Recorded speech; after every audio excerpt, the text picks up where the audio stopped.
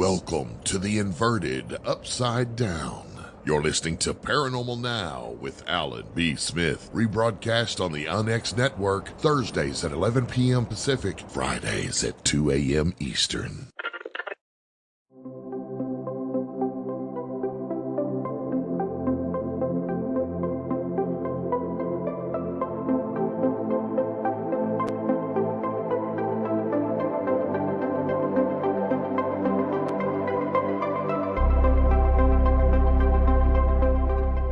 However you are and whenever you are, welcome, good souls, to Paranormal Now. This is Alan B. Smith.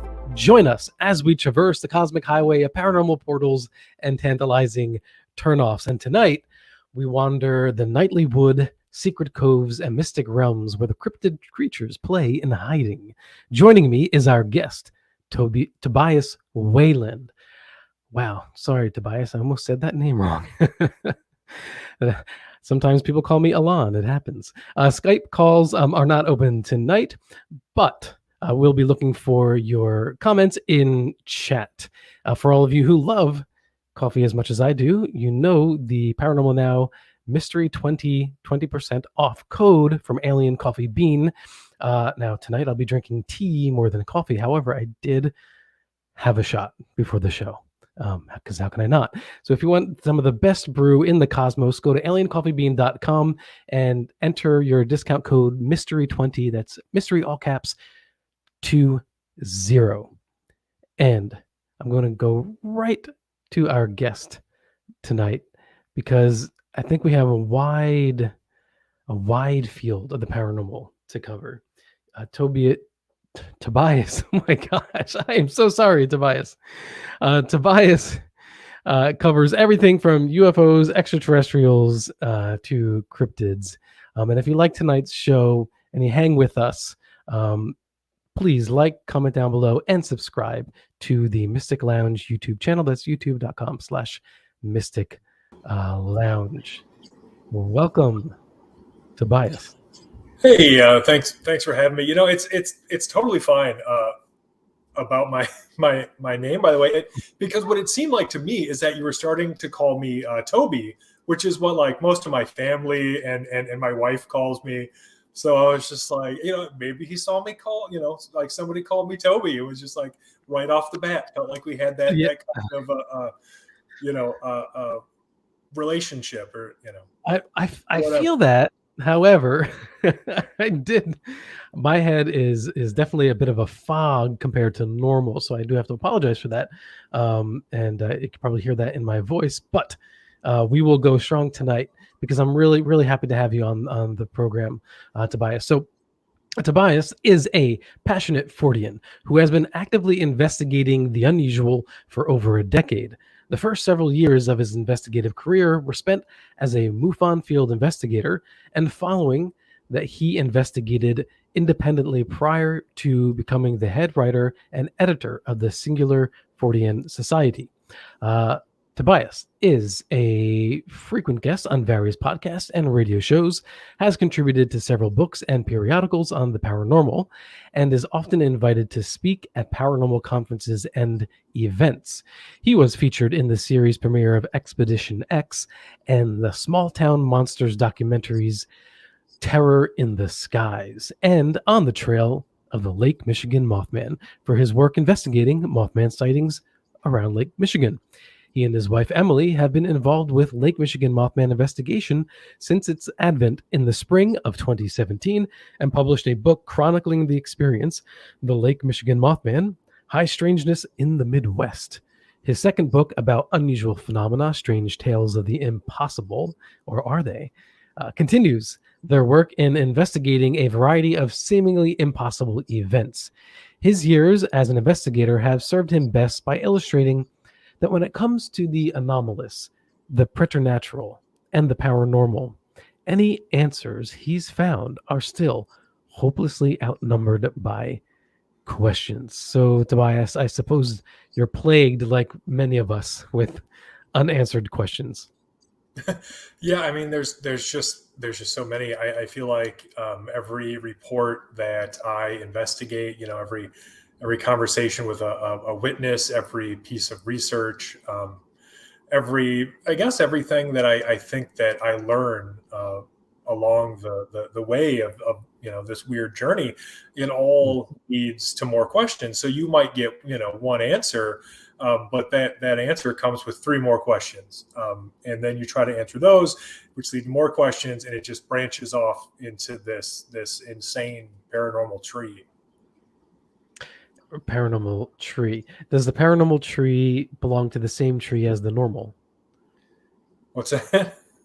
Does Sorry, the paranormal tree does the paranormal tree belong to the same tree as the normal tree, or oh, is it a separate kind of entity unto itself?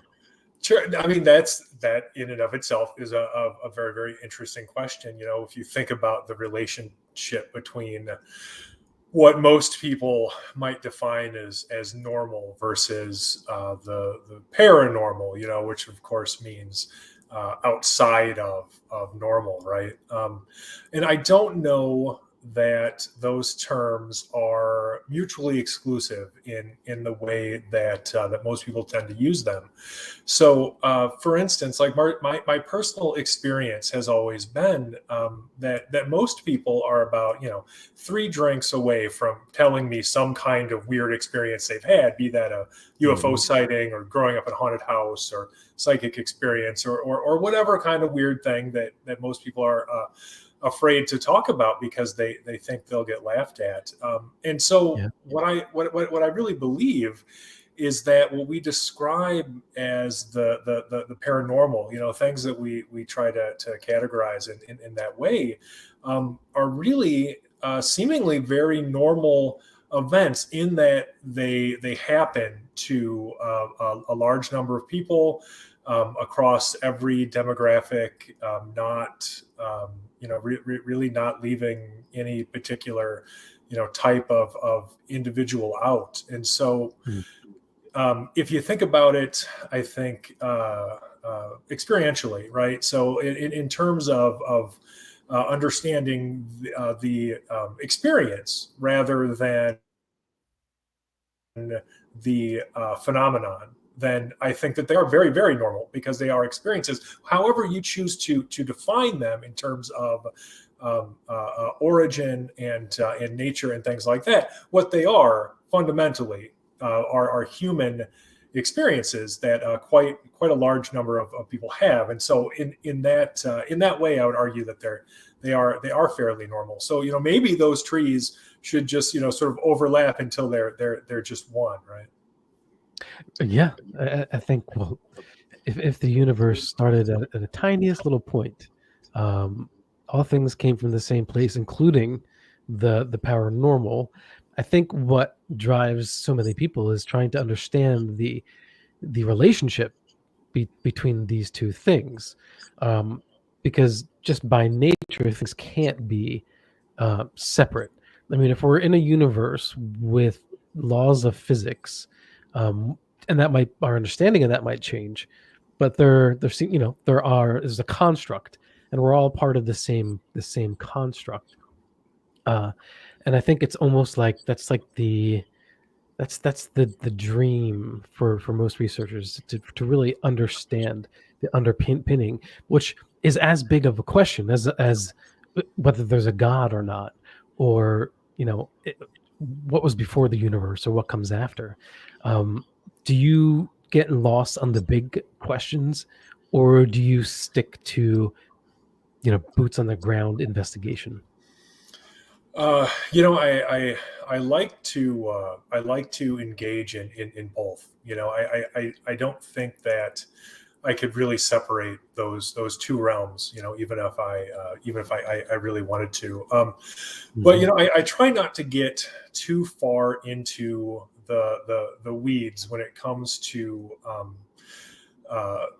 hypothesizing, or trying to, even guess in a way that would hint at a determination when it comes to, trying to define what might be responsible for the paranormal, and I know this bugs some people, but I generally use the paranormal as a sort of blanket term to describe everything Sure. from cryptozoology to ufology to parapsychology and everything else. And so the reason for that, of course, I guess is as long as we're sort of talking about the theoretical aspect of this field, is that I've always found that there are more connections than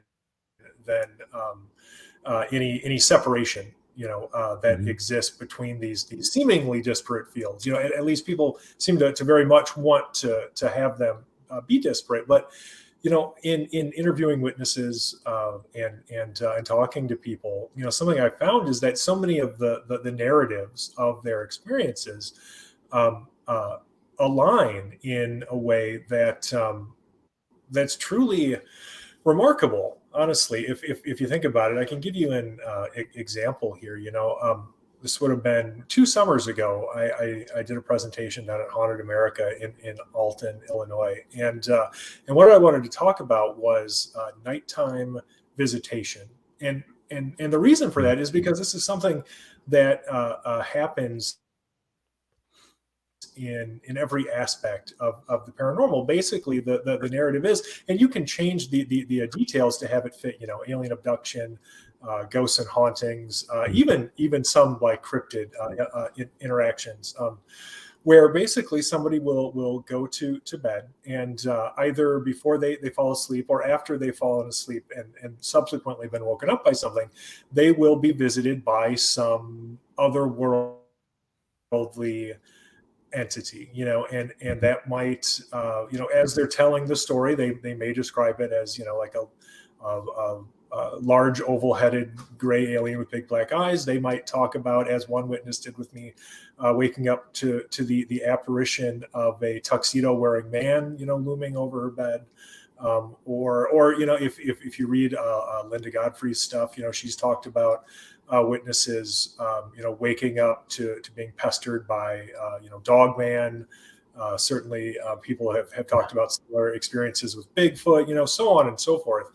And and they have a lot of similarities in the narratives expressed by these witnesses. Like I said, you have people going to bed and being accosted while in their bed by these entities, and often it'll sort of be in a very similar way, where they feel like they're being watched. Sometimes people will report more like physical contact, but a lot of it appears to be just a lot of strange observation. Maybe some esoteric message is conveyed or something similar. But the main reason that they seem to be categorized differently is because of the most superficial aspect of these experiences, which is the appearance of the quote unquote monster that appears during it. Do you avoid the bigger philosophical questions because you're afraid that it can kind of and answering them or making assumptions about them because you think that'll contaminate your other investigations? Yeah, it's sort of for the same reason that I don't like it when people use religious explanations for the paranormal. It all very much seems to me trying to explain one mystery with another, and that doesn't really get us anywhere. We find ourselves running around in circles chasing our own tails. That's a really good point, Tobias. I had not considered that before. It's one mystery to answer another mystery. Yeah. Right. Well, and thank you for that. Using religion as an example, and I don't want anybody to get me wrong. I think that there is a spiritual aspect to humanity, and I think it's very important, and I think people need to engage with it in their own way. But I think that anybody, any spiritual person would admit that a large component of spirituality is mystery. There would be no faith without mystery.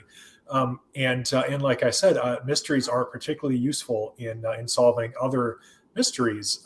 And so when you look at something like the paranormal, something that is so, or that is understood so little, so poorly by us, frankly, I think that we have to set aside any possible bias, because quite honestly, I think that there's a good chance that whatever the explanation for these phenomena are, it's probably going to be very alien.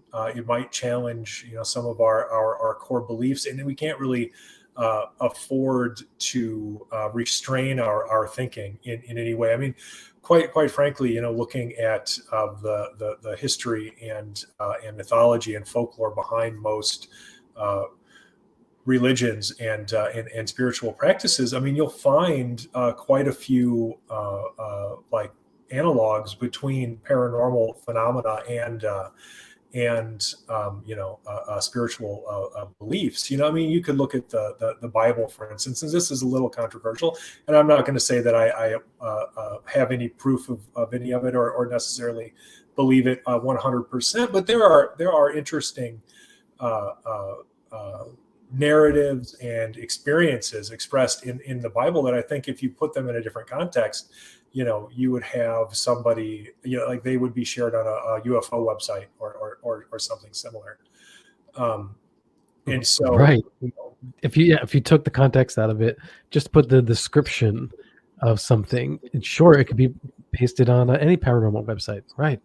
Yeah. Right. And well, and that goes for quite a lot. I had an interesting conversation with a woman from Cape Girardeau, Missouri. Would have been, I think, I want to say last year, and what she talked about was seeing this weird winged creature. Basically she was driving home. I believe her sister was in the car with her, and her sister wasn't paying that much attention.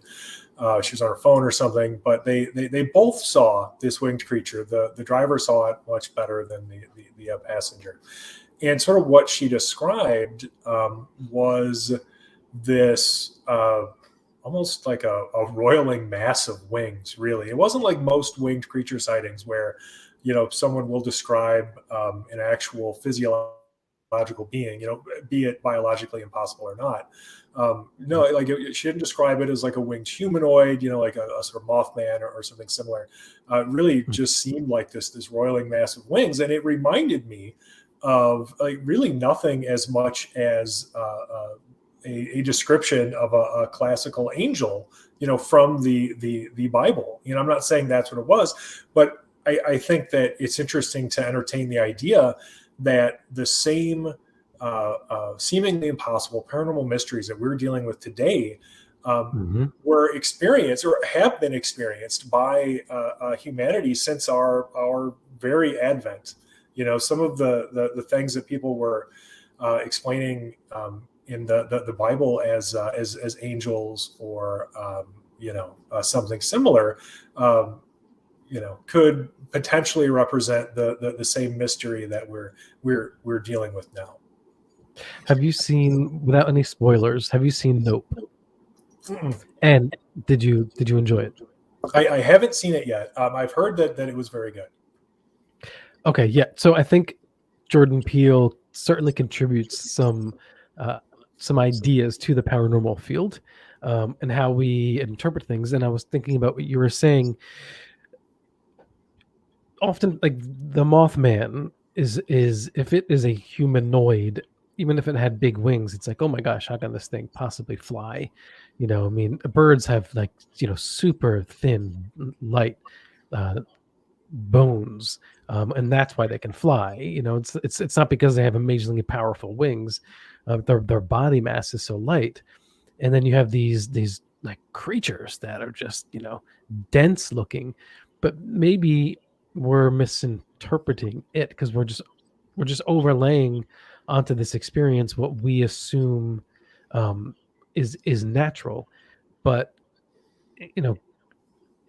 for instance, science speculates that perhaps there's a planet out there where there's silicone life forms, right? And what would that look like? So could the Mothman or any of these creatures be like something that we just haven't conceived of yet, because we're basing everything that we know on what's around us in this planet. And so with that said, have you seen any evidence or heard any descriptions that would indicate to you that these creatures are maybe composed of something other than the usual, earthly DNA construct? Sure. And I think you make a good point there. I mean, certainly, uh, it's impossible for us to be playing, by different sets of rules. So either these beings need to be interacting with us and their environment in a way that we already understand but are misinterpreting, or there needs to be some universal laws that govern the seemingly paranormal things that they can do that we just don't have any knowledge of yet. And then if you sort of get into a cross-disciplinary study of that, and how consciousness might interact with the paranormal, I think that you can explain quite a bit, in that in that sort of like experimental model, but anyway, to answer your question, yeah, definitely the things that, well, using winged humanoids as an example, there are things that these beings are said to do by witnesses that certainly shouldn't be physically possible. Frankly, anything from shooting straight up into the air without flapping their wings to seemingly disappearing into thin air. And so I don't know if that speaks to some sort of unnatural construction, but I think it certainly speaks to the possibility that there's something far stranger going on than maybe our current model of the universe allows for. Which of course becomes very interesting. Of Hollywood movies, which movie do you appreciate the most for representing either extraterrestrials or the paranormal in a special way, whether that be a novel way or just a very intelligent way? Sure. Boy, I think that there's no question that Close Encounters of the Third Kind is a real classic. That it's written and directed in a way I think that shows a lot of respect for UFO lore, especially at that time. I think a lot of people who have only seen it once and sort of forgot about it, or are only sort of familiar with the highlights, always think of that giant ship, at the very end of the movie. But there's some other stuff, when you look at how the UFOs interact with characters early on, and you see so many of the tropes that have been reported by witnesses, from the house being lit up to the weird little like probe ships and everything else. The weird EM stuff with the toys turning themselves on and running around and everything, like all of that, is very authentic in terms of things people have actually reported. And even more interestingly to me is when you look at stuff like the weird electromagnetic stuff going on in that movie, you've got basically another one of these weird like cross-disciplinary phenomena in that, depending on with whom you're speaking, if all of a sudden the toys in their house or any sort of electronic device just sort of turns itself on and it starts acting of its own volition, they might blame that on UFOs. They might blame that on a ghost. They might blame it on a poltergeist. I've spoken to a witness who had a weird winged humanoid encounter, and then as I always do, I ask, well, have you had any other weird occurrences happen either before or since that, like especially sort of around the same time? And she told me about how after it was her and her son, after they had this sighting, that they had this radio that had functioned perfectly prior to it, that would start turning itself on after this sighting.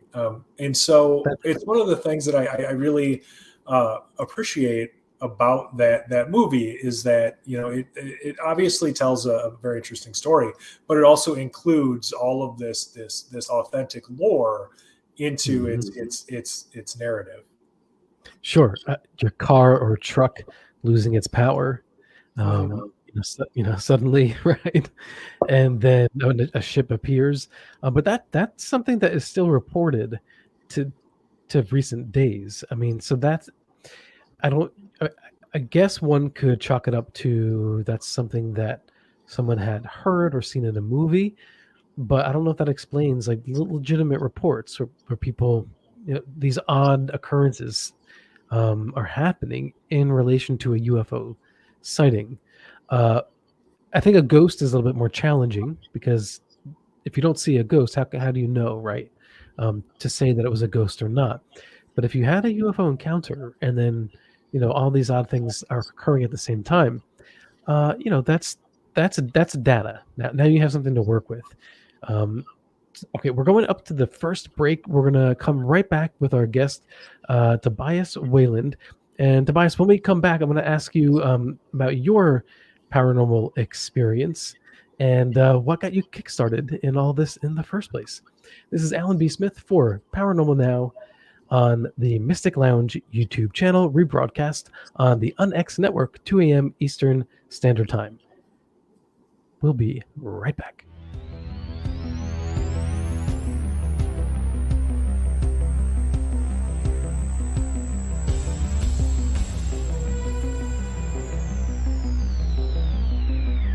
Tell me why, with 12 sides, the odds are that we die, roll the die, as you hide, I can't find you on the other side of the lines.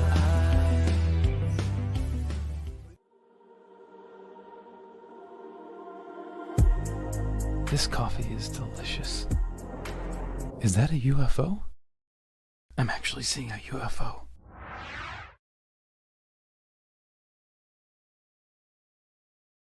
This coffee is awesome.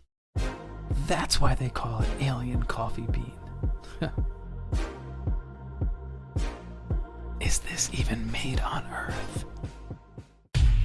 Do you have an interest in the paranormal?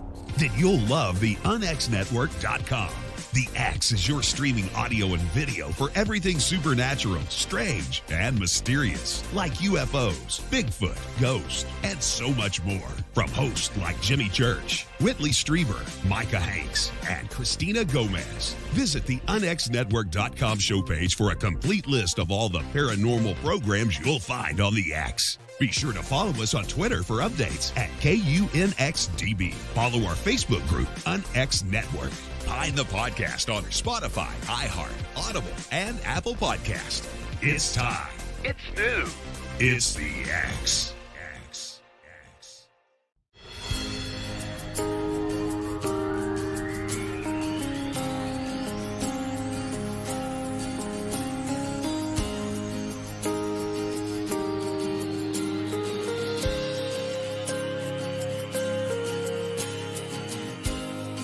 On and again, the signs keep on coming, they point to the end, but I hold on so tight.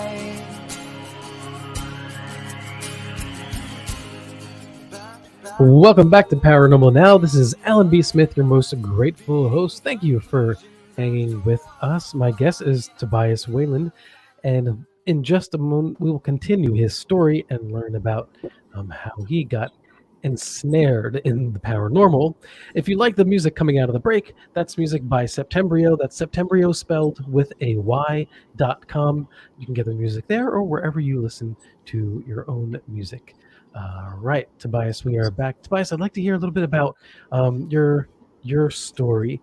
I think that most of us in this field have had some sort of encounter. Yeah, definitely. I like to tell people that I'd probably be a pretty normal, if a little nerdy guy, if it wasn't for the things that had happened to me. Have continued to happen to me since childhood. Like some of my earliest memories are of being terrified to go to bed. And I think this is probably why, later in life, now in my research, there are certain things that I pay more attention to, like nighttime visitation, because that's something that has happened to me. It happened to me quite a bit when I was a kid, and continued throughout my life, and has even happened, relatively recently.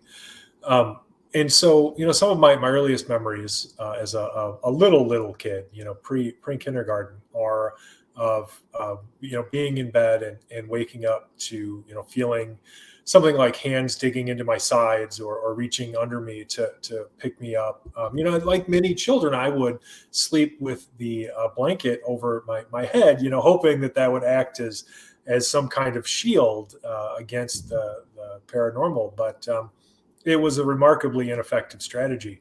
And and what I found, right, yeah, it didn't work. And what I would experience, is I would have my blanket over my head, and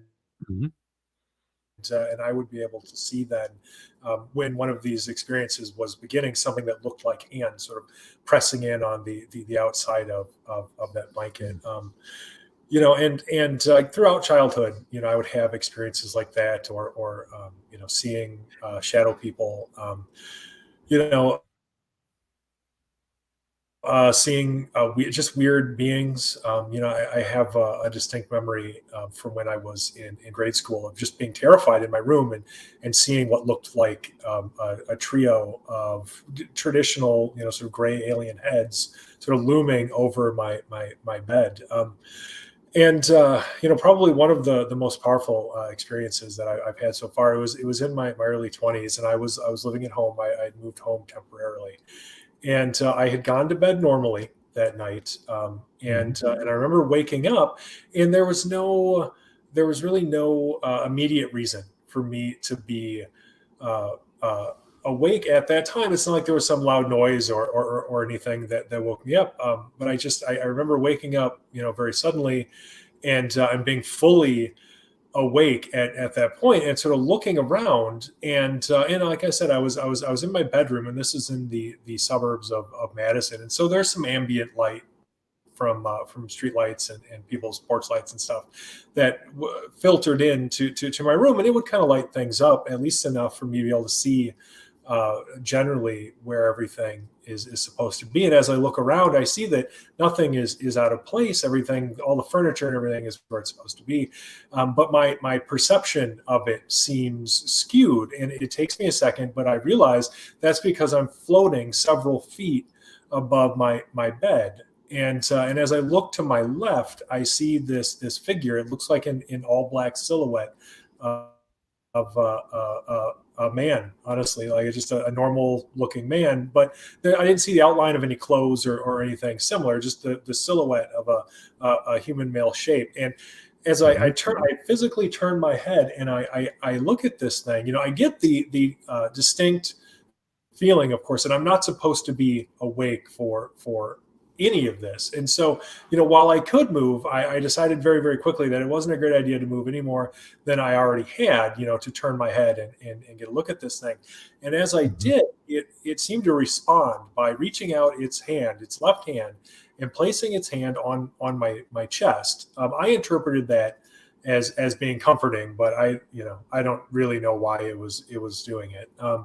And when it did that, I was lowered back down to my bed, and this thing just disappeared, just vanished, frankly. And what's interesting further about this particular story is, now several years later, I happened to be at a wedding in Ohio with my brother. Our cousin was getting married, and my brother's not into any of this weird stuff. He's like many of my friends. Like they don't really think about this stuff, and when they do, they don't think much of it. And so we just happened to be at this bar after this reception for our cousin's wedding, and as we're having a few drinks, I was just like, well, I want to ask you something. Have you ever experienced anything weird at mom and dad's house? And I didn't know what I expected him to say, probably just to laugh at me. We were having a few drinks, so if he decided it was a joke, then it's fine. We could just easily make it a joke. And but he didn't make it a joke. He looked at me and he said, well, there was this one time where I woke up in my room, and I looked over, and there was this shadow man standing next to my bed. And I just assumed it must have been a dream or something, but I just looked at it and said, okay, and rolled over and went back to sleep. And, he said that, and internally, I'm just screaming, because to have never told him about my experience. In that, in my room, in my parents' house, and then to have him describe something so similar, it was it's affirming. Right. Yeah. It takes away. It's like any other event. If you see a UFO with someone else, it affirms, what you saw, and that it really wasn't a figment of your imagination or what other explanation you could come up with. So that is fascinating. I know that kids can have like shared imaginary friends. But I'm guessing you don't have a recalled experience of sharing this thing. Oh no. I mean, this was something that I didn't really talk to my family about until I was in my late 20s, early 30s. And so they were not aware of my experiences. I figured out at a very young age that waking my parents up was just going to lead to angry parents, because they didn't. And I have a great. What's worse, a shadow person or angry parents? Yeah, right. Well, I mean, yeah, only one of them ever spanked me, and it wasn't the shadow people. So right. So it was one of those things where. And I do have I have a great relationship with my family, and they take me seriously now. But when you are a kid, especially in the 1980s and 90s, parents don't take that stuff seriously. They hear that and they say, "Oh, it's your imagination. Go back to bed. Everything's fine." And it's not like I was physically harmed. I wasn't, showing up bleeding or anything. So with the absence of any physical evidence for them to really believe anything serious was going on, they just didn't take it that seriously. And so, I just came up with my own ways to sort of deal with it.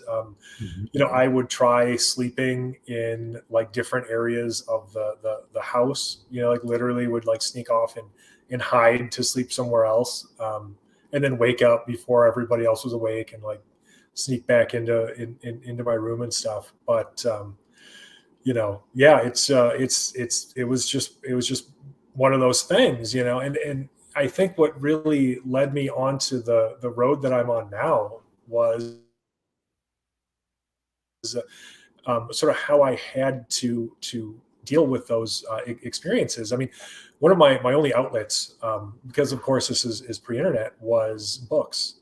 So at a very young age, I discovered authors like Brad Steiger and John Keel, Laura Coleman, Whitley Strieber, all of these people who were writing about witnesses who were claiming experiences very similar to my own, and it made me feel a lot less alone in what was happening to me, and it became a way for me to sort of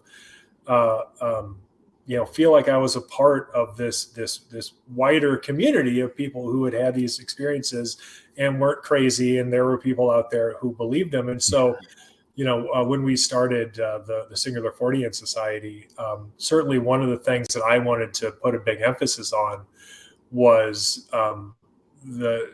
sort of trying to help people understand their experiences, and if we can't do that necessarily, at the very least, giving them whatever catharsis there is to be had by sharing this stuff, but also a safe place to share it. Some place where they know they're not going to be judged, and that doesn't mean that I don't do my due diligence and investigating people's reports. I certainly do, because if I can explain it, I want to, and there's two reasons for that. The first one is peace of mind for that person. If I can positively identify some prosaic explanation for what happened to them, then they can probably sleep, somewhat better, knowing that it wasn't necessarily this terrifying, paradigm shattering thing. And the second reason is, if we don't explain the things that we can, why would anybody ever believe us about the things that we can't? And so it's sort of a necessary part of the process to try to understand things as best we can. So, but that it really all does sort of speak to why I do what I do and why I approach it in the way that I do, because I really don't know that I would at all if I hadn't experienced the things that I have. The Singular Fortean title, singular as in it's all one thing, or it's all under one roof, or something else? I think that's something I kind of like it to be open to in interpretation in some ways, because I think, like, literally what you just said right now is not something that I had heard before, and I do think it's kind of interesting, sort of singular in terms of the commonalities speaking to this shared reality, like this shared reality, this strong relationship. I think that's a really, really interesting way to interpret that. But originally, the idea that I had was that everybody has a unique perspective, right? And so singular can mean one, it can just mean one thing, but it can also mean like unique or remarkable. And so the idea behind that then was that we would have all of these singular, Forteans comprising this society. So all of these different people with all of their different perspectives and hypotheses and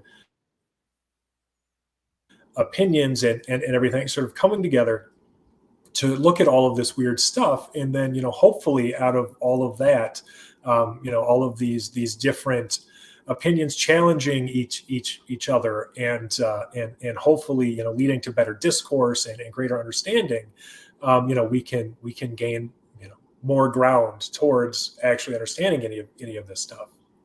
So yeah, it's like a double entendre. You have more than one meaning behind the title. That's interesting. You have people bringing remarkable, singular aspects of the Fortean realm under one roof.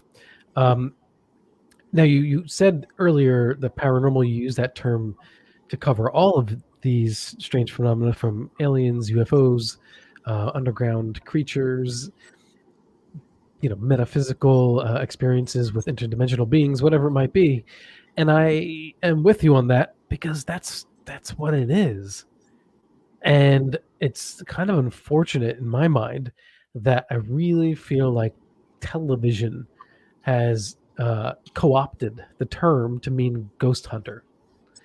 And I find that very unfortunate, because paranormal went through as far back as we can go when they started using that term, especially when I was growing up in the 80s and the 90s and the 70s. It was everything. It means, just above normal or parallel to what's the norm, and that's all it is. It's something that's next to or side by side. So I say keep going strong. Let's win back the word paranormal, and treat it, give it the respect that it deserves. Because people hear the title of my show and they think it's mostly ghosts and that sort of thing, and that's true. That's some of it, but it's so much more. And I think that Fortean was probably the first use of a word like paranormal. And I don't know why. Why do you think that word Fortean didn't really take over? We use the word paranormal, right? Why not Fortean instead?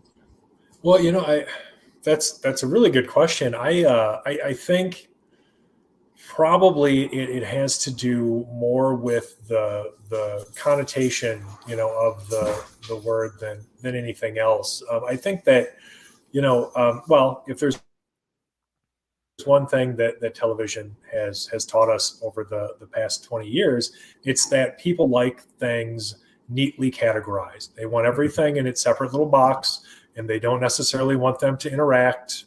Even if they are, they'll just pretend like they aren't. And so you ended up with, ghost shows and Bigfoot shows and, UFO shows. And then anytime those shows would interact, anytime you had somebody talking about UFOs on the ghost show or vice versa or something, it always led to controversy. People would get upset about it. And anybody familiar with Charles Fort knows that one of his great contributions to this field of study, beyond chronicling all of these weird stories from all over the world that probably nobody would have ever heard of if he hadn't bothered with them, was his tongue-in-cheek speculations about what might have been behind it all, and the way that he would make these connections. And he would speculate about things like his cosmic joker being behind it all. And so it wasn't necessarily that aliens are this thing and Bigfoot is this other thing. They both could just be puppets on separate hands, of this cosmic joker who is just messing with us for whatever reason. And so that's not something, in my opinion, that I have found. That it just isn't something that makes people super comfortable in this field a lot of the time. Today, still, I'll go to conferences, and if it's a more ghost leaning conference, and they find out that I also investigate UFOs and cryptids and everything else, then you get a lot of, oh well, I don't believe in Bigfoot. That's just all nonsense. And I'm like, you're literally at a ghost conference and you can't even entertain the idea of Bigfoot. It's just bizarre. Well, I'm sure you've heard that.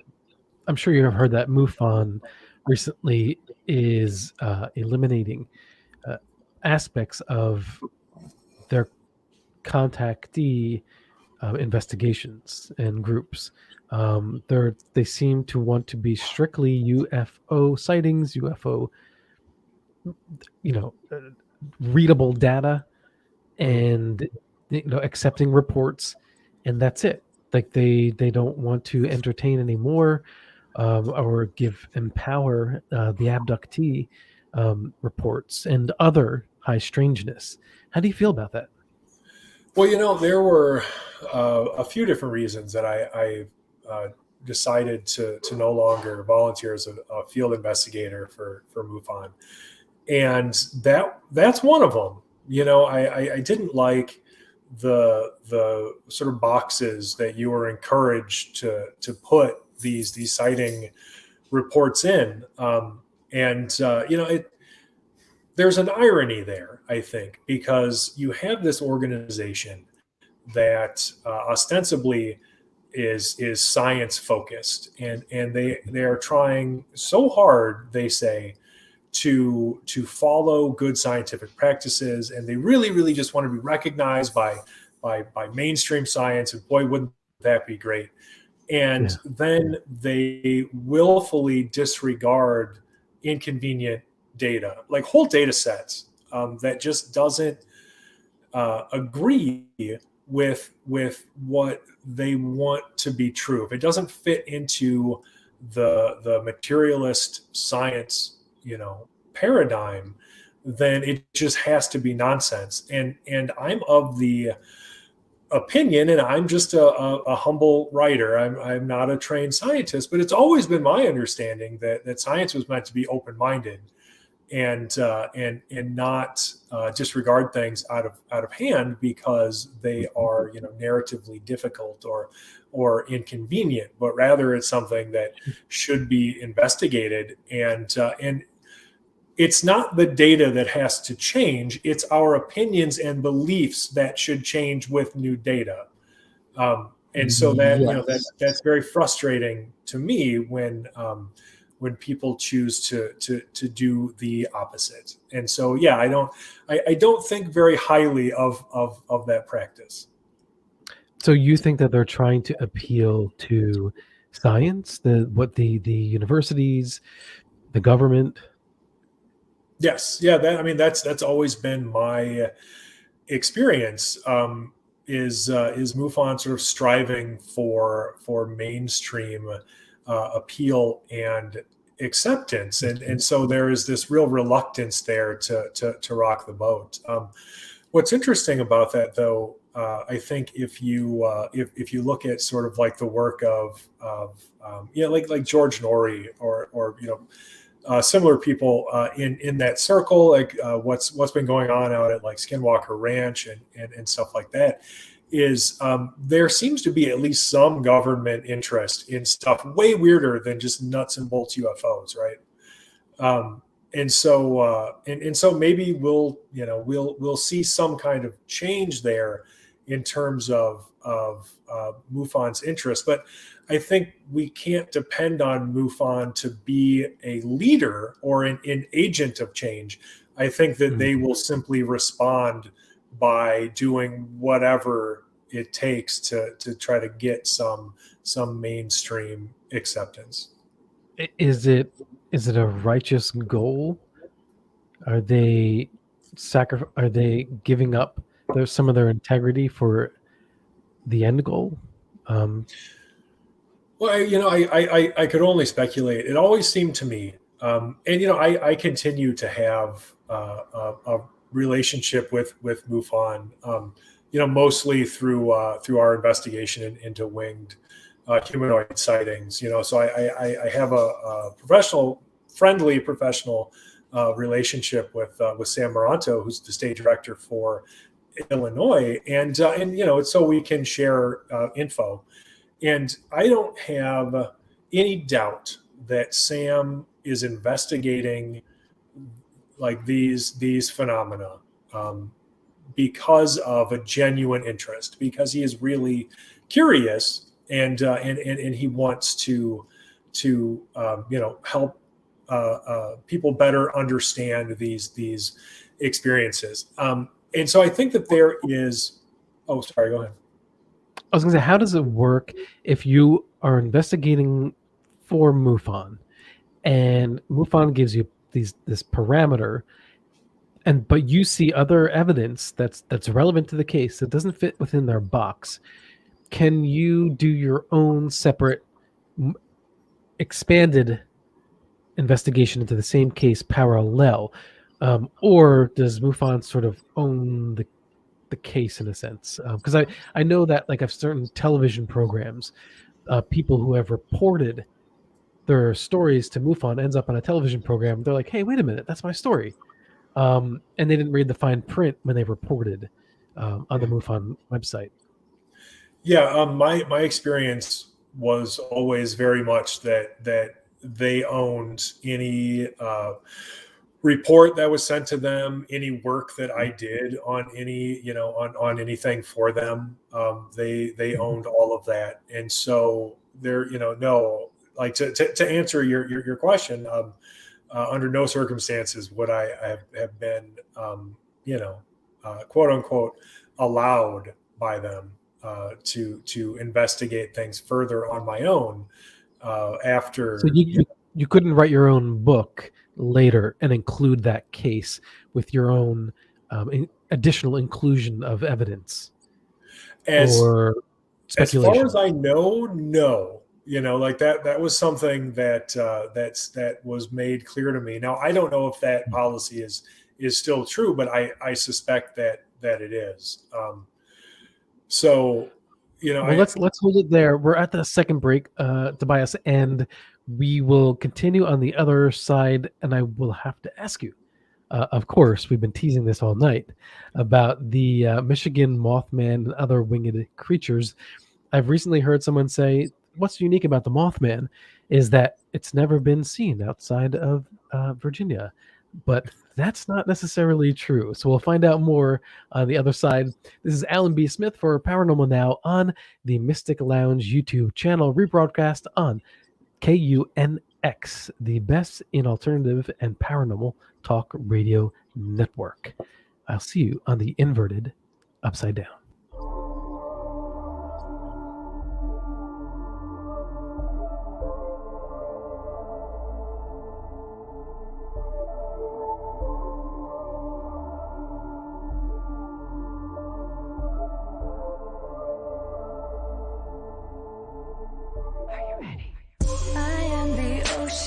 And you are the sky.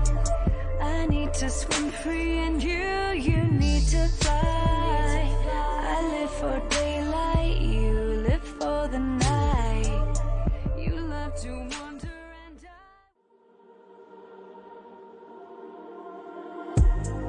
This coffee is delicious. Is that a UFO? I'm actually seeing a UFO.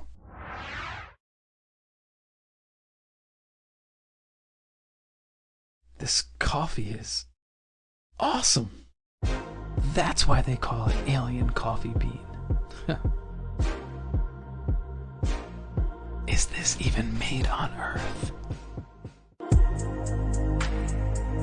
Hey all, Paranormal Now will be syndicated on the UNX network, the new mainstream, where you can find your favorite hosts and shows on the cutting edge of ufological and paranormal news and topics. Listen for Paranormal Now rebroadcast on the X at 2 a.m. EST Fridays, 11 p.m. PST Thursdays at unxnetwork.com. I've been living in beautiful chaos, feeling at home only when I get lost. I'm a mess, but a hot mess, dreaming with my eyes open. I'm a mess, but a hot mess. I'm not scared of being broken. I've been going and I don't wanna be found.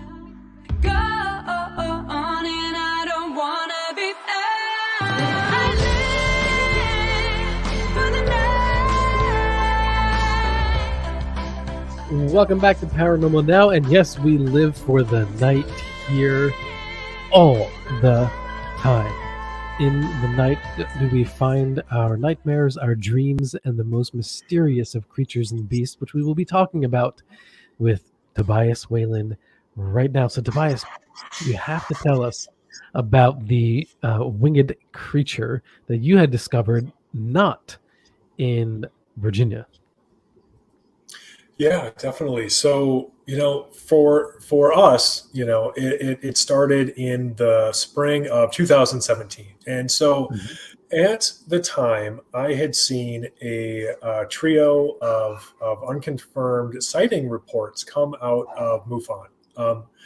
and they were all supposedly out of Chicago, and they all described these weird winged creatures, described as most often in these three, or at least across these three reports, as a strange winged humanoid with either owl-like or bat-like features. And honestly, I didn't think much was going to come of these. I saw it. I wrote it up as a small article for the Singular Fortean Society. Added a little context with Point Pleasant, and that was it. And I just assumed that was the end of it. Frankly, I thought that I would publish this article. Maybe some of our readers would find it interesting, and it would go away, and I'd never hear about it again. But obviously, that's not what happened. Very soon after those came out, I started seeing all of these other reports, and instead of MUFON, they were coming in from outlets like Phantoms and Monsters and UFO Clearinghouse. And so I reached out to Lon Strickler of Phantoms and Monsters and Manuel Neverett of UFO Clearinghouse separately, and asked them both if I could interview them for the Singular Fortean Society, and they both said yes, and so I did. And in speaking with them, I found them to be very forthright in terms of what people had been telling them, and sort of what their ideas about it were. I didn't see any real clear bias towards any particular paranormal hypothesis or anything, and so that was very interesting, and I wrote those up, and these reports kept coming, and they kept coming, and at a certain point we started getting them too, directly to us at the Singular Fortean Society. And so through some mutual friends, it was decided that we would all work together to try to investigate these sightings, since we were all getting them. And since then, I've had other people send them my way, like Jesse Durdell over at the National Cryptid Society. Every once in a while, he'll get a winged humanoid sighting, and he'll contact me, and usually I can then contact the witness, and it's led to some interesting things. And so we have this sort of network of people now, where we're all trying to investigate them together. But it's been an interesting several years. When it started out, I went for the longest time without saying Lake Michigan Mothman. I didn't want to. I used really clunky phrasing like flying humanoid or winged humanoid or anything else, because I didn't want to sensationalize this. I didn't want. I didn't want to be accused of just trading on a popular, creature or story to try to make this thing, bigger than it was. But after dozens of reports and seeing the similarities between what was actually reported back in the 60s in Point Pleasant, well, really, versus what people think was actually reported, the similes. Geez, I cannot talk tonight. The similarities were just too much, and so I decided at a certain point that it wasn't sensationalizing; it was just adding much needed context to rename this thing the Lake Michigan Mothman, because frankly, what we had were a large number of sightings, all sort of centered around Lake Michigan, and these sightings did bear a very strong resemblance to what people were reporting in the mid 60s in Point Pleasant, West Virginia. And so there were really two basic profiles of sightings that I could sort of suss out. And the first one was what I believe probably represents a number of misidentified bird sightings, which I fully recognize is not a popular explanation. It's not what people want to hear, but there are a portion of these sightings that bear a strong resemblance to misidentified bird sightings, and there is evidence to support that hypothesis for those specific sightings. So Right. what I'm talking about is we would have some sightings that were during the day. The creature was only ever seen in flight, usually at some distance. The witness didn't report any kind of paranormal phenomena associated with their sighting. They didn't say they were overcome by fear. They didn't see any like anything paranormal about the creature itself, like glowing red eyes. They didn't report any like psychic connection or communication, feeling hypnotized, anything like that. Like no UFOs or anything involved. And it really honestly broke in 2018. It was May of that year when I spoke to a gentleman down in Chicago. He was in the Pilsen neighborhood of Chicago, and he's bicycling to work. And as he's bicycling to work, he sees this couple on the street corner pointing at something up in the sky. And so he looks up, and this is mid-afternoon or something. It's full daylight, and he looks up, and he sees this thing that he would later describe to me as this bat-like creature, similar to a man in a wingsuit. And since he's bicycling to work, he's got his helmet on, and luckily on that helmet he has a GoPro camera. So he decides he's going to follow this thing around and get as much footage of it as he possibly can. And yeah, God bless him, he totally did, and he got a lot of footage of it. And he was very forthcoming in terms of his experience and sharing that footage. He sent us the actual SD card from his GoPro camera that had the original footage on it and everything. And so with his help, we were able to get a few stills of this creature and blow them up. And it was a bird. It was 110% a bird. And it just is what it is. And I suspect that it was probably something like a great blue heron. And so for anybody who isn't from here, great blue herons, they look like flying dinosaurs, and they've got 7-foot wingspans, and they've got these long legs, and so it doesn't defy imagination to believe that somebody who isn't used to seeing one could see one flying around and mistake it for something spectacular, because they really are weird to see. Herrings and cranes, depending on the light, the angle that you're looking at them, they have a very prehistoric look, almost pterodactyl-like. That is exactly right. And so, I didn't at all suspect any deliberate,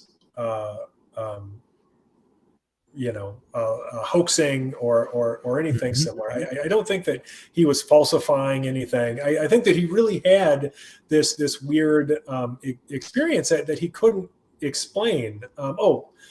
I just remembered what I was going to mention before. There's another piece of interesting sort of coincidental evidence that supports this, and that's something a lot of people don't know. Is that unfortunately due to climate change and the destruction of their wetland habitat, herons have been having to roost in more urban areas, specifically in Chicago. And so what we've seen over the past 10, 15 years is the number of herons actually like roosting in urban areas has just skyrocketed. And so we've seen more people who aren't used to seeing something like a bird that size and that looks that weird, up flying around, and suddenly they see them, and it's, to them it is very much paranormal. Tobias, I can attest to that. Coming from New York City, people who live in the city, especially people who live the majority of their life or their entire life in the city, the wild, what they consider the wild, which for me growing up was the backyard, like it's almost exotic. I mean, we lived in the city for 15 years, and when we moved outside of the city, and we saw deer, it was just like, oh my god, deer. look, it's a deer. That's so exciting. Right. Because in the city for so long, we weren't close to wildlife, and people really can freak out. If you take city folk and take them camping for the first time, that could be a very scary situation. So your senses are very heightened. You're kind of more on alert, and you're more easily startled, I think. And then if you take that mentality, and then you bring something like a heron or anything that they are unaccustomed to, I could totally imagine that in their mind this is like a creature of unknown origin, right? Oh yeah, I mean, and so I certainly don't blame the witnesses who have come forward. You know, I mentioned earlier, it's actually it's been very helpful. Like they've done a great service by coming forward, because being able to explain some of these sightings, you know, as misidentified birds, you know, has really allowed us to separate, you know, what might have a prosaic explanation from the stuff that just doesn't seem to, you know, because there is a second profile of sighting here. And if you believe the witnesses, and I don't have any particular reason not to, then what they experienced couldn't possibly be something like a misidentified bird. And so that second profile of sighting is it's usually much closer. It's often on the ground, so they'll see the winged humanoid, you know, relatively close, standing on the ground. The description of it at that range is usually pretty detailed enough to not make any sense as a bird or something similar. And they will often report some kind of associated paranormal phenomena. And so that can be anything from glowing red eyes to feeling hypnotized by those eyes, or feeling in unnatural state of fear. Some people have described to me how they were inexplicably afraid and couldn't figure out why, and then saw this creature. You know, like I mentioned before, some people will talk about having weird, like electromagnetic phenomena happen in their homes before or often after. You know, I've had people who have just described weird, like symptoms of a haunting, frankly, happening. Well, they feel it themselves too. You know, they get that sensation throughout their own body. I'm sorry, did you say of being held? No, like an electrical sensation, tingling. Sure. Yeah. You know, I've heard of that. Now, I don't know. I'm trying to think off the top of my head if that's something that I've heard about often with the winged humanoid sightings. I mean, I suppose that could be very similar to some of the feelings of altered consciousness that people talk about in terms of being hypnotized or feeling as though they're compelled or something similar, or even, you know, like extreme fear. But there's almost always some kind of weird paranormal aspect. Of course, the dimensions described are again seemingly impossible. You know, they'll talk about this thing being, you know, 7 or 8 feet tall, or, you know, having a wingspan of 12 to 15 feet. And, you know, certainly it's difficult for people to judge the size of something. So I think we have to take that with a grain of salt. But the descriptions are fairly uniform, you know, in the range of heights and wingspans and such given. And so who knows, maybe they're all very, very accurate, but yeah, so we have this second profile then that just is too bizarre to be anything other than paranormal, if what the witnesses are describing is accurate. You know, I think it's always authentic to their experience, but, you know, of course, whether or not that represents any sort of objective reality is an entirely different story. So then, do you believe that the Michigan Mothman is a real entity? That is a difficult question. I believe that it is real in terms of a phenomenon that people experience. I don't believe that it is an undiscovered biological species in the sense of, something that would fit easily into, like Earth's ecosystem. I don't think it's an undiscovered native, animal species or something similar. I think that there's just too much that defies, known science, known biology and physics to allow for that as a possibility. At least right now, with the current information that I have, my opinion and speculations are all subject to change on new info. But yeah, as of right now, I just couldn't imagine it being something like that. And so from there, I can only really speculate. I think it certainly could be some kind of strange creature, something that exists outside of our current understanding. I've speculated about what if there were creatures, say for instance that existed sort of as consciousness and interacted with us directly through consciousness. And sort of what that would be like and what that would mean in terms of our interactions with them. And it certainly does explain a lot of some of the weirder aspects of, Mothman, similar things, even stuff like alien abduction. Right. Some of the You mentioned oh, go ahead. you mentioned Whitley Strieber earlier, and even Whitley can't always put his thumb on it, like what is actually happening.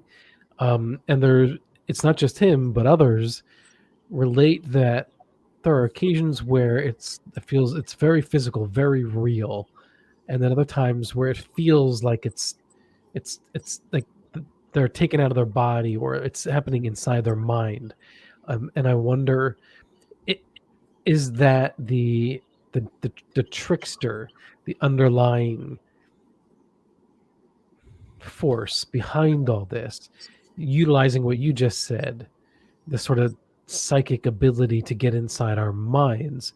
And if that's the case, does that mean it's not real?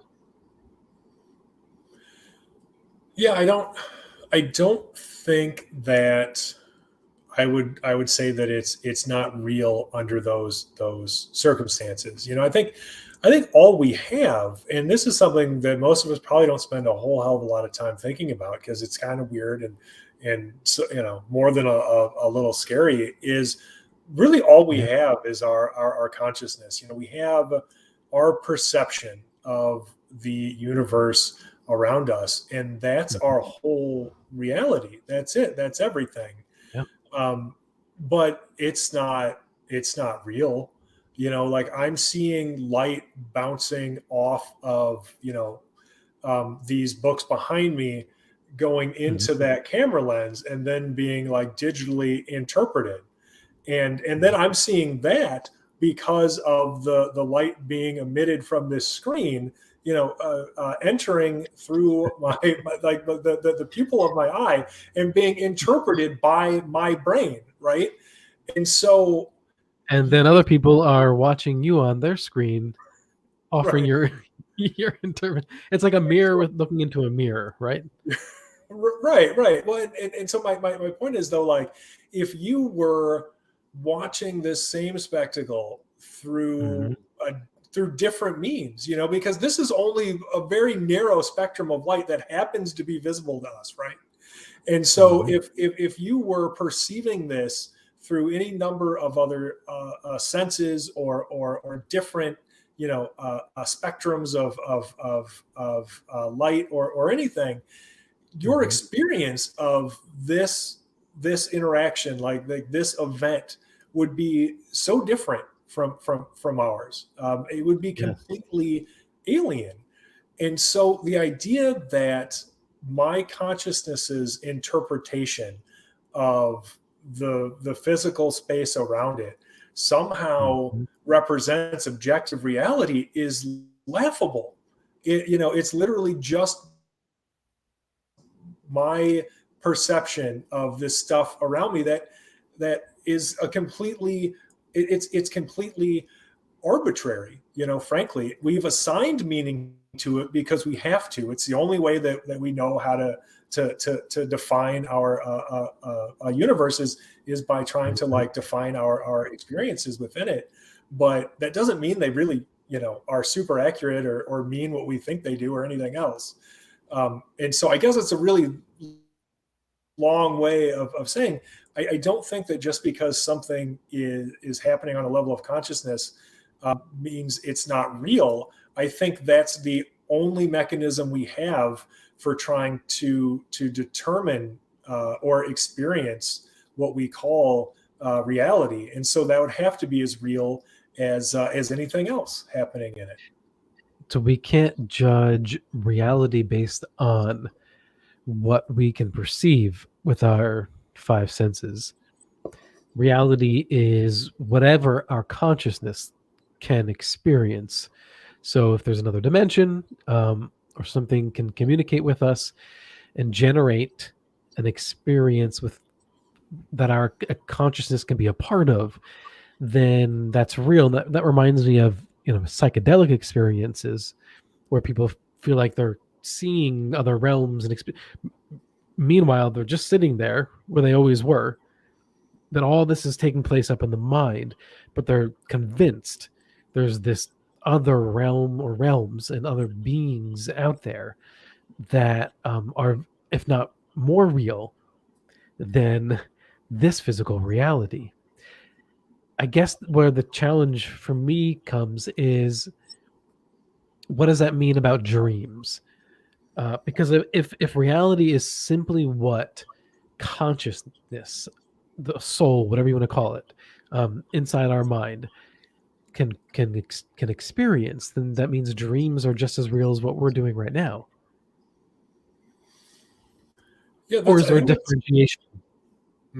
Well, I think that's a really interesting point. And I think that on some level that that might as well be true. I think if one of the things, that I like to think a lot about, and I think we should probably be spending more time thinking about it just in general, anybody in this field, is what it would have to mean for ghosts to be the survive, like some kind of surviving human consciousness, right? Like what that means they would have to be, what that says about the universe, like what kind of natural laws, would have to exist for that to be the actual case. And one of the things that I land on is sort of the idea that, consciousness exists outside of the human brain. It isn't necessarily generated by the brain, but the brain, of course, I'm sure everybody has heard this before, but the brain acts as a sort of receiver instead to sort of tune into to consciousness. And I sort of look at it like, one of the best analogies I think I can come up with is sort of being like waves in an ocean, right? So every one of us would be a wave in this ocean, and thus distinct, but we're still part of this ocean. And so it's all connected in that way, and so that can be used to explain things like precognition or telepathy or any number of parapsychological phenomena. But I think that it would also allow for something like perceived life after death, right? And so your consciousness, this wave still exists in the ocean regardless, at least in whatever sort of impression you made while you're interacting with this greater sea of consciousness. And so I think that's kind of where like the ocean metaphor falls apart. So once you have passed away, then I think at the very least, then what you've done is you have sort of created yourself within this ocean of consciousness. You don't have your physical body anymore that's necessarily like interacting with things and generating your personality, but you still exist as your consciousness, whatever that has become. And so it would make sense to me to still be able to interact with other beings that are also part of that ocean of consciousness.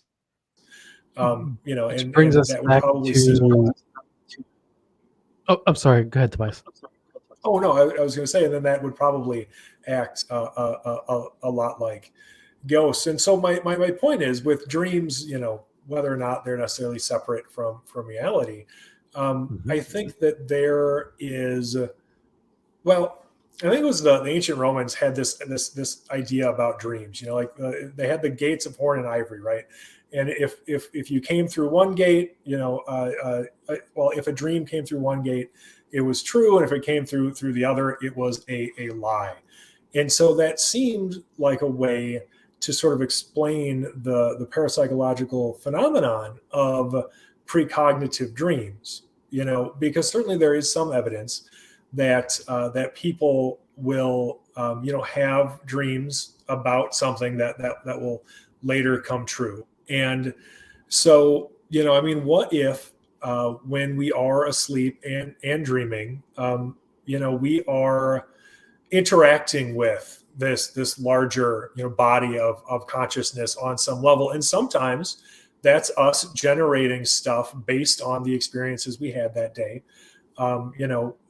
Sometimes it could be part of our brain sort of compiling data into memories, but maybe sometimes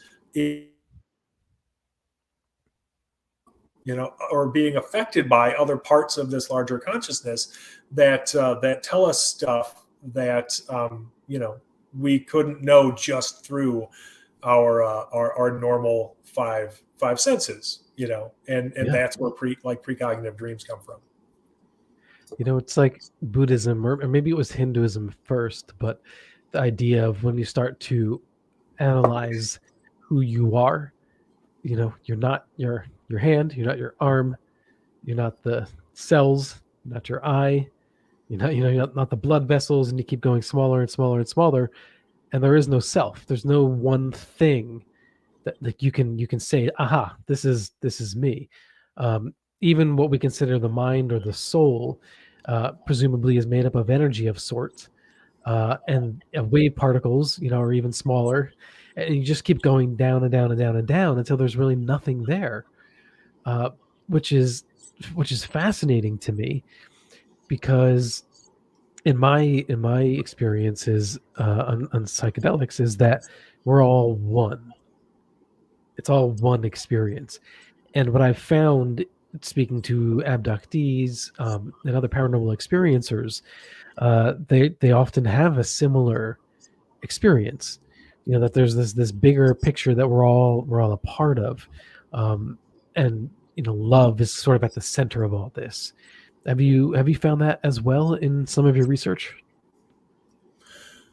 Well, yeah, I mean, certainly, I think that sort of speaks to the idea of humanity as distinct entities within a larger field of consciousness. Because certainly that would all connect us very, very intimately. In terms of experience and being able to communicate in ways that would bypass our normal senses. In terms of like the experiences people have reported to me, I think that I've got a general sense from witnesses that their experiences, at least the ones that have the highest likelihood of being really paranormal, those experiences have affected them in a way that it seems to have opened up, these vast sort of vistas in front of them, and they do feel like suddenly they are part of something much bigger than themselves. The idea that, sort of like we're all one and sharing consciousness and stuff, that's not something I hear from a lot of witnesses specifically, but it's certainly something that has existed in this field for a very long time. Well, I would say that that's more typical with like an abductee experience, right, versus a cryptid experience. Yeah, I mean, I would say anything that involves prolonged and intimate contact is likelier to lead to that kind of perception. So it doesn't necessarily have to be in alien abduction experience, although it certainly can be. And I think that, excuse me, I think that with contactees and abductees specifically, you are very, very likely to see that sort of philosophy, come out of them. But I think you might also, find things like that in, say, the cryptid community with people who have claimed to have had, a prolonged intimate contact with like a Bigfoot or something similar, and they will describe a lot of the same stuff that people who have claimed to have had experiences or significant and prolonged experiences with aliens will describe, up to and including communicating telepathically and that kind of experience. And I think that's what leads people to this sort of elevated spiritual perspective, is having that kind of experience, so it's not that I think that it's unique, or something that is intrinsic just to alien abduction or contactee or whatever.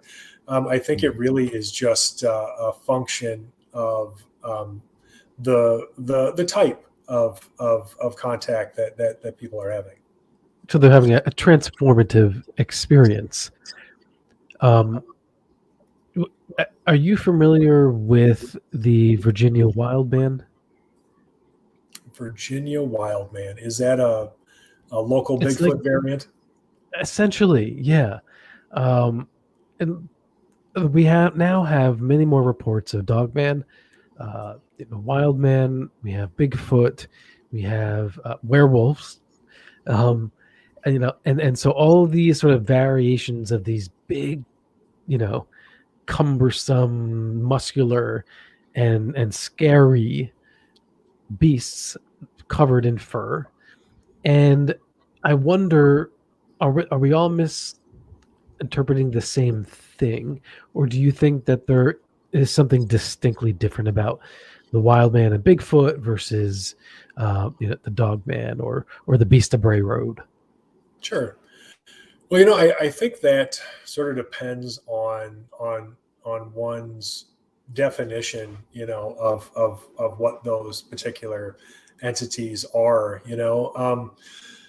I will say, based on eyewitness description alone, I would find it very, very unlikely that somebody who claims to see Bigfoot and somebody who claims to see Dogman, assuming that the sightings, were good sightings. So the creature was clear.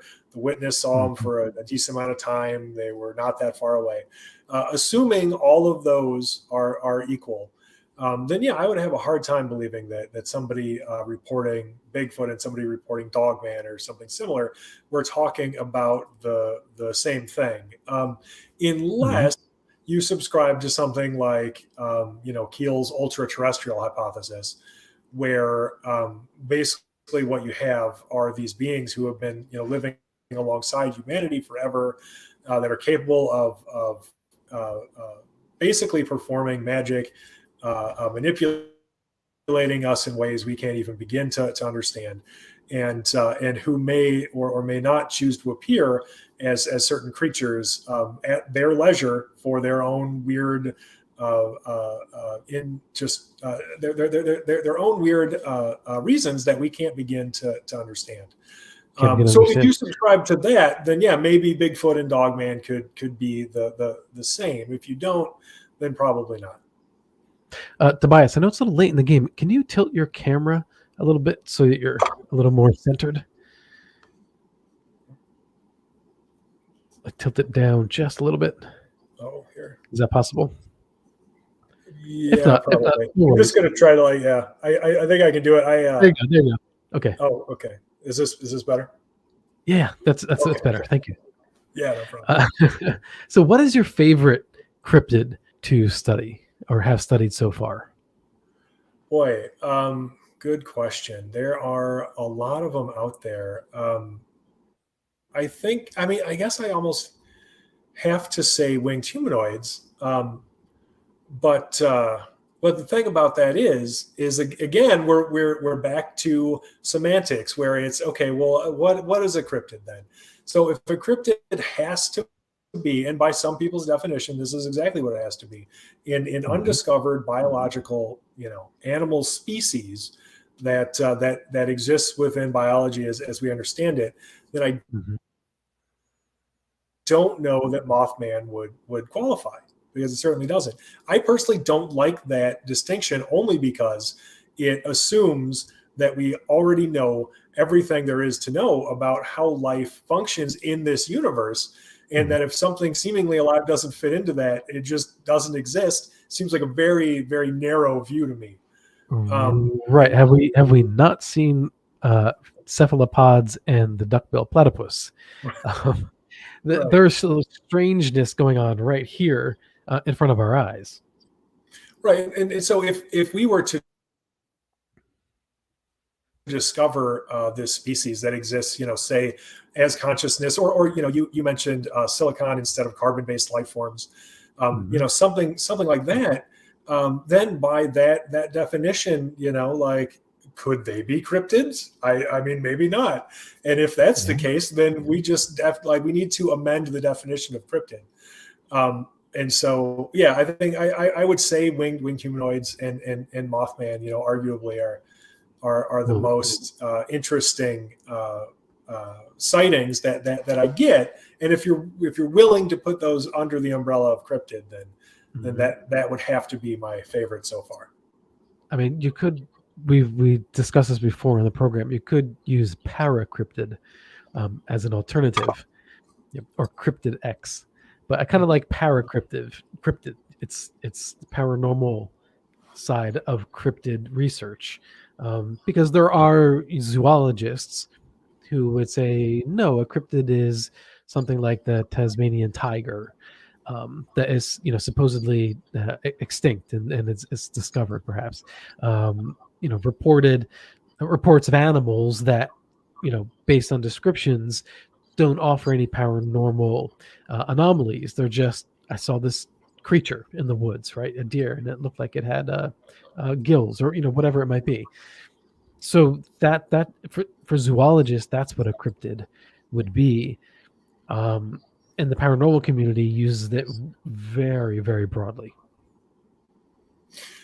Yeah, very, very true. And I like that word paracryptid. If we could get that to catch on, I would probably just use it for everything, frankly, because we get lots of reports of even stuff like Bigfoot, and I know I have a lot of friends in this field who very much subscribe to the undiscovered primate species hypothesis for Bigfoot, and certainly there's some very interesting and compelling evidence that speaks to that possibility. But there's also lots of weird stuff that's associated with Bigfoot too, to the point where some of the things described, like I've had witnesses who have described seeing a large hairy humanoid just suddenly vanish, just perform acts that you wouldn't expect out of something that is nothing more than an easily understood biological species native to this planet. So I think paracryptid could at least work for those sightings. It might even be a way to differentiate between something that might be a more hesitate to use the word banal when talking about Bigfoot, but something more mundane than Bigfoot, Right. coming out of a flying saucer and then disappearing into thin air, or something similar. So you could have a cryptid sighting of Bigfoot wherein the supposed creature is operating very similarly to what we would expect by an undiscovered primate species, and then you might have a paracryptid Bigfoot where it's immune to firearms and hopping through portals or something similar. I had an interesting conversation at a conference not that long ago about this very subject. And so to give credit where credit is due, I was talking to Ken Gerhard, and he's the one that actually brought that up, to separating like these Bigfoot sightings into sort of two distinct categories of something seemingly biological, and then something that for whatever reason on a surface level, very at least superficially looks like that oh my gosh, I cannot talk. Looks like that biological creature, but isn't necessarily, because it's doing things that should be impossible, for any biological creature to do. Yeah, and I also wonder if it's good for organizing reports by creating subcategories of a report of Bigfoot, so that you can sort of categorize as, because some people, when they see a Bigfoot, it's just simply something peeking behind the tree. They make eye contact with it, and then it disappears. It walks away. Some people get scared and run, but nothing paranormal necessarily occurs. But does the absence of paranormal in one case mean it's not paranormal if you have another Bigfoot case where there's this high strangeness that's occurring around it? Because I would have a very difficult time believing that there was 2-3 different species of Bigfoot, and one of them happens to be supernatural, right? And the other are hominids of some sort. Sure. Well, I think if what we're talking about in this separation, represents something distinct from the biological Bigfoot, then it wouldn't represent like some offshoot species that just has magic powers for some reason. I think that it would be more likely to represent some other type of entity that, for its own reasons, is choosing to appear as this biological creature, and it could have just as easily have shown up as any other animal, frankly, but it's choosing Bigfoot for its own reasons. And so I think that would be much more likely, under that hypothesis than anything else. Are we delusional to think that there might really still be something to the Loch Ness monster, or do you think people should keep searching? I think people should keep searching, just like because it's cool, frankly, and because ever since I was a little kid, the Loch Ness monster was huge, like everybody knew that one, and it was cool because it was a monster, and like there's something uniquely terrifying about monsters like in water for whatever reason. I think it's because we're so helpless. Like when it comes to being in water, we're just useless, and so like monsters have this extra terrifying element to them, like Jaws. What could any of us do against Jaws? Nothing. We would just be eaten. So right. When I was a kid, I loved sharks. I loved all the Godzilla and monster movies. Growing up, like dinosaurs. Sure. Yeah. So I think that just for that reason alone, I think it's worth it if people are enjoying themselves. But in terms of discovering, some sort of new species, or maybe like a relic species, like a surviving dinosaur or something, I don't have a lot of optimism. I don't think that that's very likely to happen. I think that, there's limited evidence that there might be some sort of like undiscovered species of giant eel or something similar. And so, if we are going to find evidence of some kind of undiscovered species, it could very easily be something like that. I've always really enjoyed like the idea that Nessie is some kind of like weird undiscovered like mollusk or something, because it makes so much sense. So you've got like, let's say it was like a giant slug or something. So it has no shell. It's just like this giant aquatic slug, right? And so a slug could totally stick like an eye stalk or its head or something above the water, and it might look like the erroneous image we all have of plesiosaurs who never actually stuck their heads above water. It might look like that, and so somebody might look at it and be like, "Oh, that kind of reminded me of the picture of a dinosaur in that book I saw," and so maybe it's a plesiosaur. But also it might explain why we never find any kind of evidence. There's no carcasses or anything. Well, I mean, there's not much of a slug left after it dies, right? Like it just very quickly is reclaimed by nature. It's not like there would be any bones or anything for like that would wash up. No shell or anything for us to ever find. And so it would just die and virtually disappear. That would be a monstrous slug. I mean, that would live up to the name monster. Oh yeah. I can't. I suppose, considering what we see on this planet, giant squid, it's not an impossibility. Perhaps a low probability, but I could believe that. Sure. There's giant sturgeon that are like just 10 feet plus long that could eat a human alive. So why not a slug? Yeah. Do you ever go out and look for Bigfoot yourself? Have you ever gone on an investigation? Yeah, definitely. Did you use tools? Well, what tools did you use in your work? Sure. So yeah, I mean, like we've gone out. I'm not just an armchair researcher. I do very much enjoy going out into the field, and that might be meeting a witness and having them walk around and show me where they saw everything they saw, or it might be us going into an area that has a history of phenomena reputedly happening there, and trying to see if there's anything that we can see. And so, I mean, to that end, like we've gone to a number of places.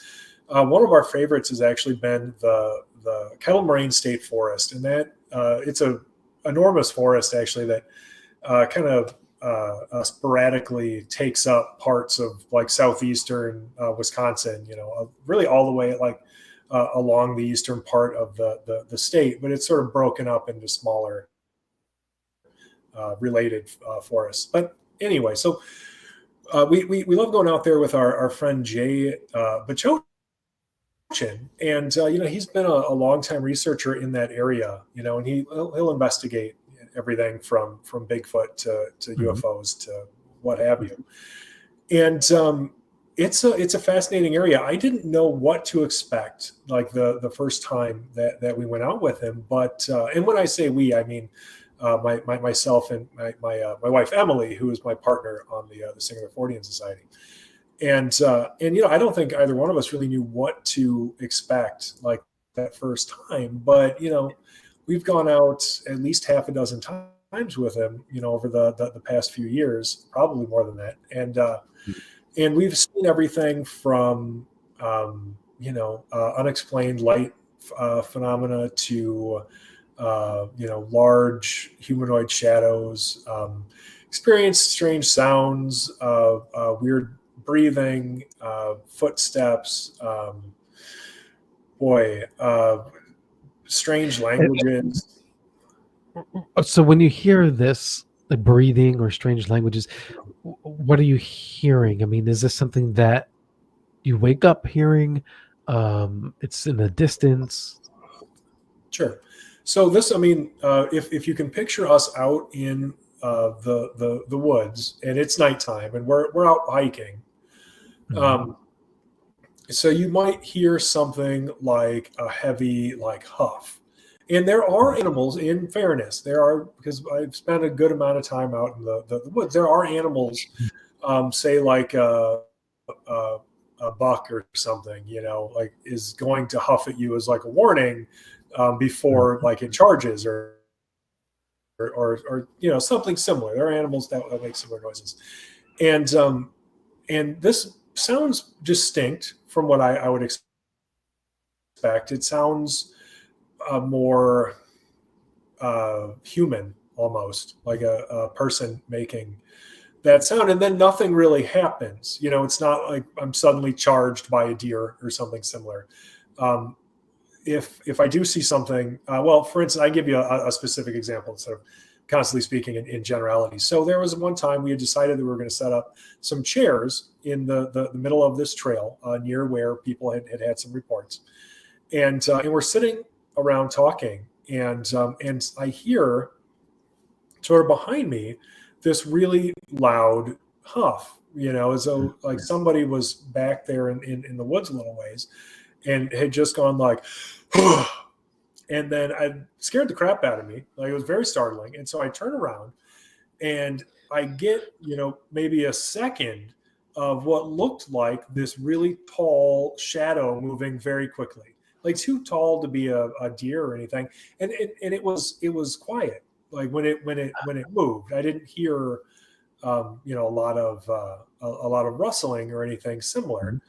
And so that was very strange. I've never seen anything that has to be a Bigfoot. I've never seen a hairy humanoid with good lighting where I could make out a ton of detail and be like, wow, that is 100% an actual Bigfoot. The closest I have come is seeing large, seemingly like humanoid shadows moving very, very quickly. And whether or not those shadows represent, some humanoid in the dark is arguable, but certainly seemed like it at the time.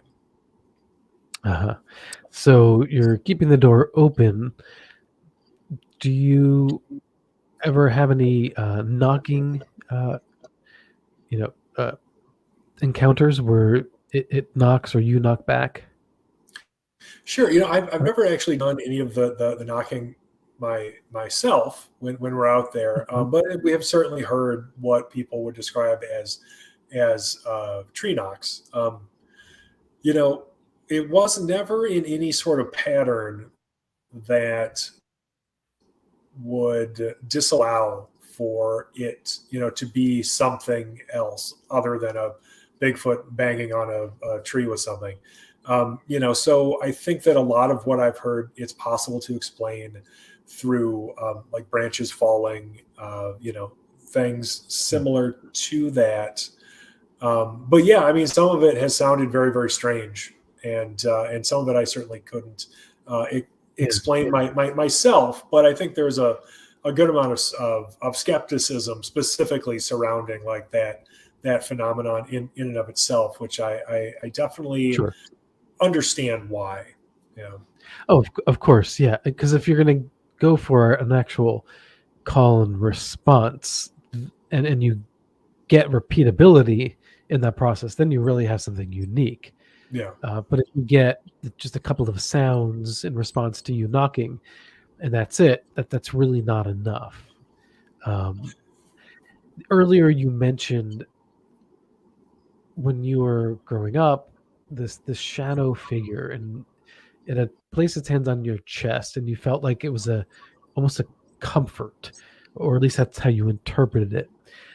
You're not the first person that I've heard describe their shadow and people encounters like this, that especially when they were younger, they understood it as it was like having company. It was like someone was there to let you know you're not alone. And if that's the case, how is it that they are always portrayed as evil? Well, I think a lot of things are portrayed as evil in this field, pretty unfairly, generally inaccurately frankly. Mhm. So you'll have, and, speaking of things like television, thanks to reality television, I think that we have a level of sensationalism that has been applied to the paranormal that probably didn't exist before. And so you have this propensity, for describing everything as a demon, because boy, that gets eyeballs on your show. Absolutely, people are going to tune in for the demons, obviously. And so now, everything to some people is going to be evil for whatever reason. And I think we can't put all of the blame on on reality television necessarily, because I think really what those shows served to do was more exacerbate existing beliefs than necessarily like force them on people. I mean, there were already plenty of Christians who thought everything to do with the paranormal was satanic well before Ghost Adventures was talking about investigating demons or anything. Oh yeah. And so, Well, you're a Stranger Things a fan at all? oh yeah, definitely. Yeah. Okay. I mean, obviously, what they really highlighted recently was that 80s craze about Satanism and devil worshiping, and it really was nuts. I remember growing up and seeing that on the news as a kid, and like freaking out. And then when we were going in the walking through the woods, if we saw, I don't know, like a little campfire in the woods with some beer bottles nearby, we're like, oh my God, it's the Satanists. Like our imaginations got the better of us because the media was just really, embellishing that. And it disappoints me that we still see that today, especially when we know better. Yeah, no, I mean, I completely agree with everything you just said. I mean, also having grown up, around that time, I remember very much, the stigma attached to things like playing Dungeons and Dragons. I mean, if somebody, when I was a kid, if somebody at our church saw me with like comic books or something, it was a whole thing, because it's just another way for the devil to get you. Well, same thing with Harry Potter. So I mean, I believe that Harry Potter is the way to the devil.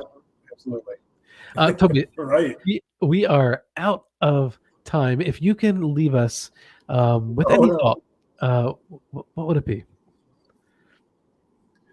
With any thoughts? Well, I think that overall, I guess if I can express one thing to people who are interested in these subjects, it's to keep an open mind, but not so open that your brains fall out.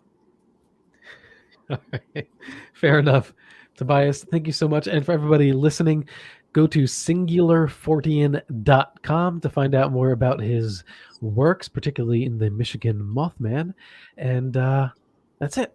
Have a good night, Tobias. Thank you. Thanks.